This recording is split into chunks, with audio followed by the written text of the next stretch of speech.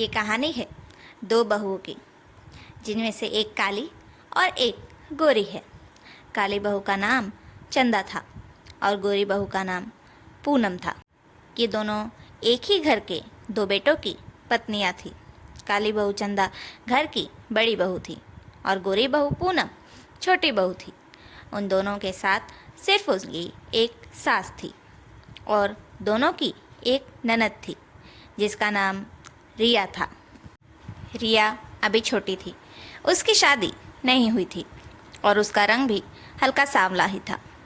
रिया की माँ यानी कि चंदा और पूनम की सास को काला रंग पसंद नहीं था, इसलिए वो अपने बड़ी बहू चंदा और अपनी खुद की सगी बेटी से बहुत नफरत करती थी। चंदा और पूनम ने भी कभी अपनी सास को इस बात पर सुधारने की कोशिश नहीं की, पर पूनम भी कम नहीं थी। उसे भी अपने गोरे होने का घमंड था। उसे लगता था कि वो गोरी है तो सब उसके नौकर हैं। चंदा घर की बड़ी बहू थी, सबसे पहले इस घर में बहू बनकर आई, तब से ही पूरा घर अकेले संभालती है। आज पूनम के आने के बाद भी उसकी सास सिर्फ और सिर्फ पूनम को अपनी बहू मानती है और चंदा को नौकरानी। पूरा दिन बस पूनम अपनी सास के साथ गप्पे लड़ाती रहती है और बेचारी चंदा घर के सारे काम अकेले करती है और उसने कभी इस बात के लिए किसी से कोई शिकायत भी नहीं की।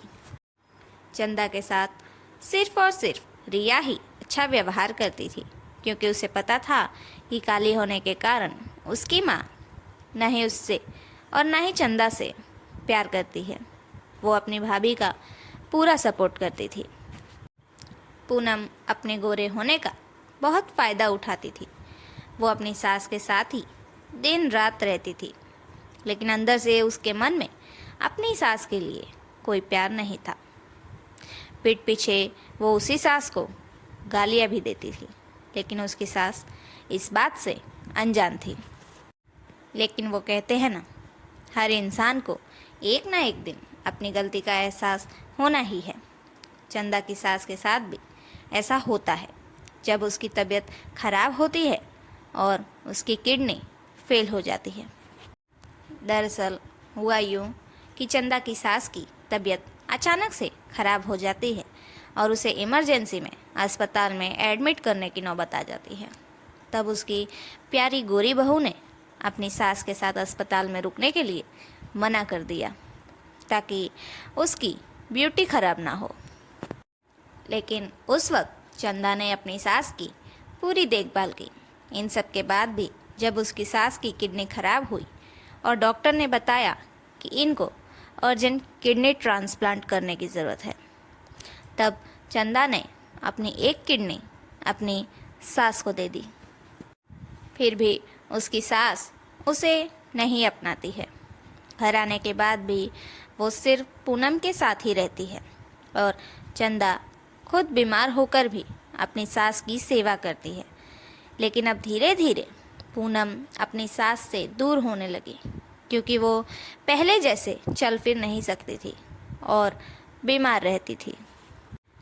उसकी सास के पूछने पर उसने साफ साफ कह दिया कि अब आप बूढ़ी हो गई हो और मैं कितनी सुंदर हूँ।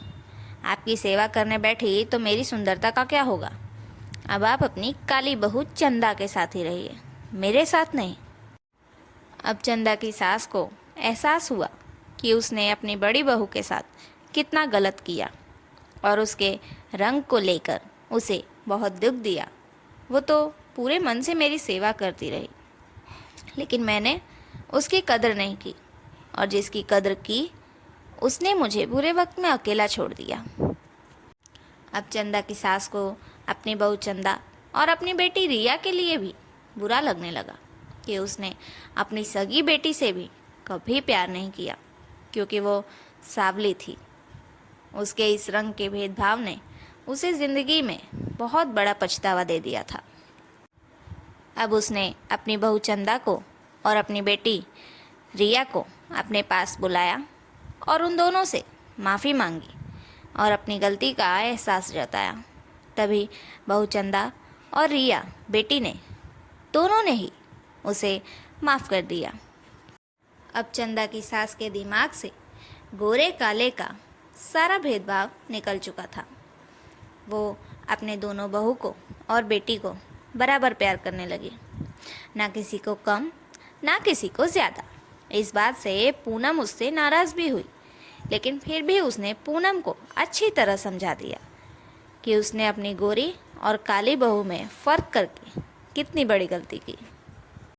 तो दोस्तों, ये थी हमारी आज की कहानी। आप लोगों को हमारी कहानी कैसी लगी ये हमें कमेंट करके ज़रूर बताइएगा।